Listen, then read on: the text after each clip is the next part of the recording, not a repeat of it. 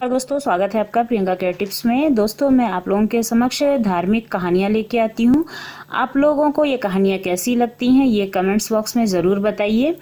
और आज मैं आप लोगों के लिए लेके आई हूँ मंदोदरी की कहानी, उनका जीवन परिचय और उनका विवाह रावण के साथ कैसे हुआ, फिर उन्हें अपना विवाह विभीषण के साथ क्यों करना पड़ा। ये सारी जानकारी मैं आपको दूंगी अगर आप पूरी वीडियो अंत तक देखेंगे तब। मंदोदरी रामायण का एक ऐसा पात्र है जो एक शक्तिशाली व पराक्रमी राजा की पत्नी होने के बाद भी अभागी स्त्री थी। उसका जो चरित्र था वो बहुत ही गुणवान, धर्मपालक तथा शिक्षाप्रद था। तभी उन्हें हिंदू धर्म की सर्वोच्च मान्यता प्राप्त हुई और उन्हें पंच नारियों में स्थान मिला था। मंदोदरी को हम पंचकन्या के नाम से भी जानते हैं। उसने सीता हरण के बाद से लेकर रावण वध तक हमेशा सीता को लौटा देने तथा अपने पति को सही मार्ग पर लाने का भरपूर प्रयास किया था, लेकिन वे बहुत ही असफल रही थीं। कि रावण को तो सभी जानते हैं कि वो राक्षसी प्रवृत्ति का इंसान था, और दूसरी बात, जिसके सर पर भगवान ही सवार हो, मतलब जिसका बुरा होना हो, जिसका विनाश होना होता है ना, उसकी बुद्धि तो भ्रष्ट हो ही जाती है। ये हम सुनाते हैं आपको मंदोदरी के जन्म की रोचक कथा। मंदोदरी जो थी वो अपने पूर्व जन्म में मधुरा नाम की एक अप्सरा थी। एक दिन वह भगवान शिव से मिलने कैलाश पर्वत पर पहुंची।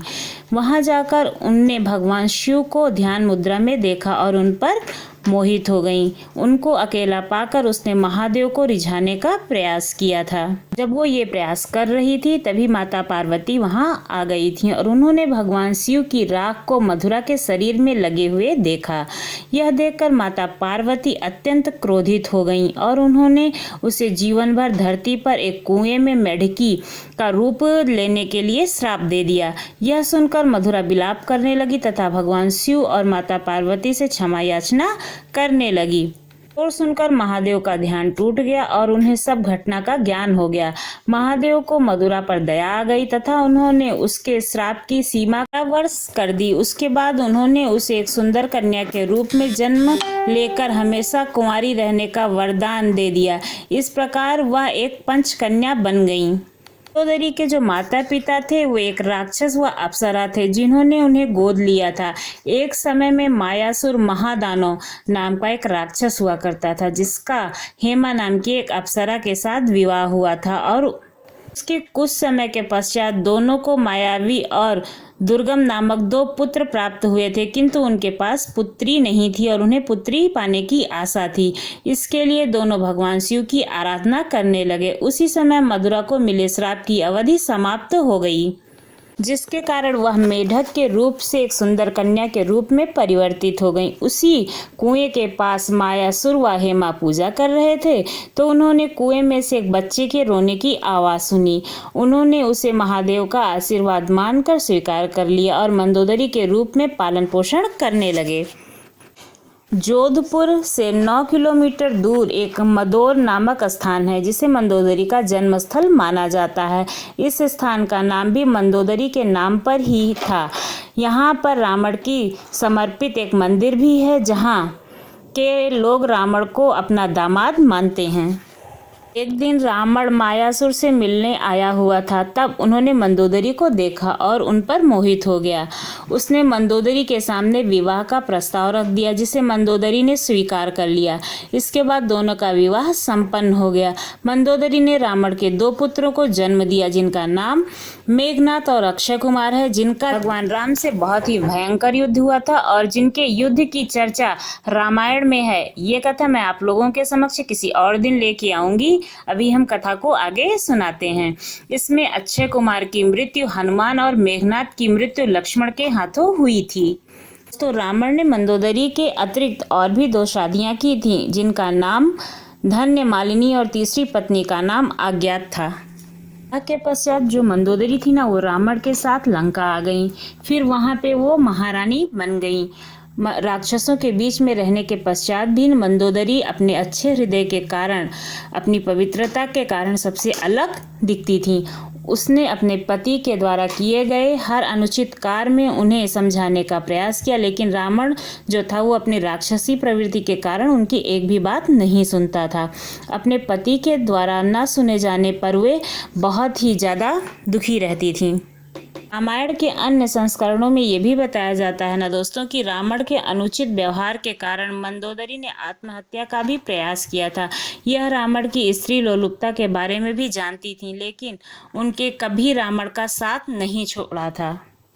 तो अद्भुत रामायण में माता सीता की जो माँ थी उनका नाम भी मंदोदरी बताया गया है। हालांकि इसका मूल वाल्मीकि रामायण में कोई भी उल्लेख कहीं नहीं मिलता है। इस मान्यता के अनुसार रावण व मंदोदरी की प्रथम जो संतान थी वह पुत्री थी। सीता को पूर्व जन्म में वेदवती बताया गया है। उसने रावण के अत्याचार से तंग आकर आत्महत्या कर ली थी। वह उसे श्राप दिया था कि अपने अगले जन्म में वह उसकी मृत्यु का कारण बनेगी, जिससे डर रावण ने सीता के जन्म होने पर उसे समुद्र दिया था। तत्पश्चात सीता समुद्र से बहती हुई जनक की नगरी में जा पहुंची थी और उन्हें मिली थी। नगरी में ही उनका पालन पोषण हुआ और बाद में जाकर वही रावण की मृत्यु का कारण बनी। रावण ने अपने जन्म में कई अनुचित कार्य किए थे। मंदोदरी ने हमेशा उसे समझाने का प्रयास किया था, लेकिन जब उसने माँ लक्ष्मी के रूप वाली सीता माता का अपहरण किया तो मंदोदरी बहुत ज़्यादा घबरा गई थी।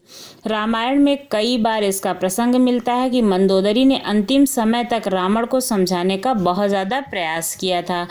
श्री राम की शरण में चले जाओ, ऐसा वो बार बार रावण को बोलती थी। उसने केवल रावण को ही नहीं अपितु मेघनाथ और अक्षय कुमार को भी समझाने का विफल प्रयास किया था। उन्होंने एक बार रावण को व्यंग कसते हुए ये भी कहा था कि तुम राम के छोटे भाई लक्ष्मण के द्वारा खींची हुई एक रेखा को तो पार नहीं कर पाए, फिर उस सती रूपी सीता को कैसे स्वीकार कर पाओगे। तो रावण मंदोदरी पर बहुत ज्यादा क्रोधित हुआ था और एक बार मंदोदरी ने माता सीता की रक्षा भी की थी। रामायण में माता सीता के अपहरण के पश्चात उन्हें वसुक वाटिका में रखा गया था। ऐसा हमने रामायण में भी देखा है और रामायण में लिखा भी हुआ है।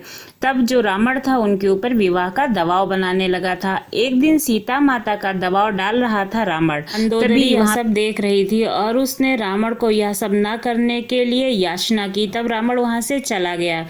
फिर दोस्तों श्री राम का रावण के साथ प्रलयकारी युद्ध हुआ था, जिसमें रावण का वध हो गया था। तब मंदोदरी युद्ध भूमि में आकर बहुत ही ज्यादा प्रलाप कर रही थी। यह सब देखकर श्री राम को बहुत दुख हुआ था और उन्होंने मंदोदरी को सांत्वना दी थी।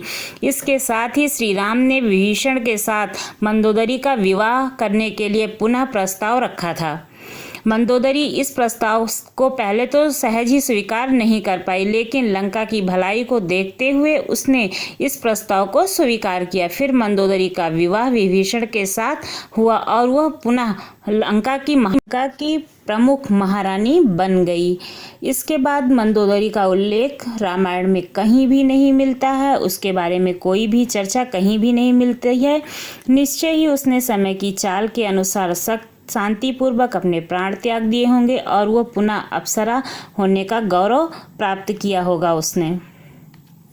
सारी बातें दोस्तों रामायण में लिखी हुई हैं, लेकिन ये चीज़ समझ में नहीं आता है कि मंदोदरी जैसी चरित्र वाली स्त्री कभी भी दूसरे जगह शादी कैसे कर सकती है अपने पति की मृत्यु के बाद। ऐसा समझ में नहीं आता। हो सकता है इससे उनको दुख हुआ हो, इसलिए वो अपने महल से कभी बाहर ना निकली हूँ।